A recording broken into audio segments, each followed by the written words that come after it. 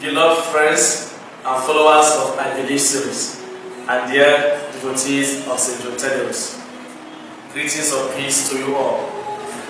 We continue today our reflection on the 7th article of the faith. Today we are on the 6th episode of the 7th season of IBelieveSeries. In this 7th article of faith, we are reflecting on the article that Christ will come again to judge the living and the dead.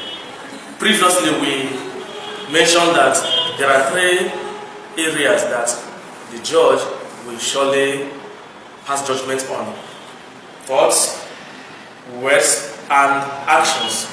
We have already reflected on thoughts and words, and so today we reflect on words.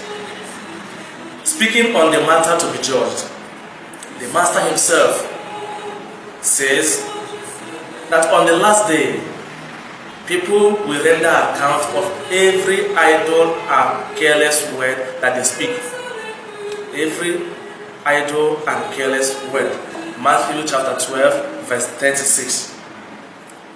Every idle and careless word.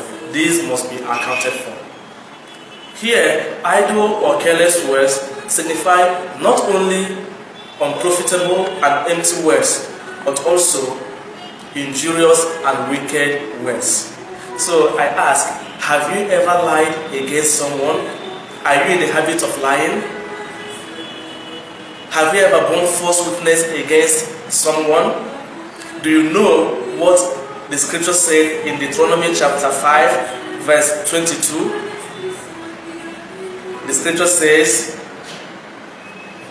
"You shall not bear false witness against your neighbor." Are you in the habit of speaking without being sure, without being convinced, without knowing the facts? All these form the basis of what shall be judged on the last day. Sometimes we are provoked, and then we rain down our disease and curses. These too shall be judged on the last day. Some people, out of scorn or hatred, speak ill of others. These too shall be judged on the last day. And so, looking at this, the Master himself now tells us what is even more scary when he says in Matthew chapter 5, verse 22, that on the last day, that anyone who has said to his brother or his sister, "You fool," shall be guilty enough to go to hell. That is very serious. That is very serious and scary. Having known this, therefore, my dear friend, next time when you speak, before you speak, it is important that you pay attention, be careful about what you say, because every word must be accounted for. Because men and women speak from the fullness of their hearts.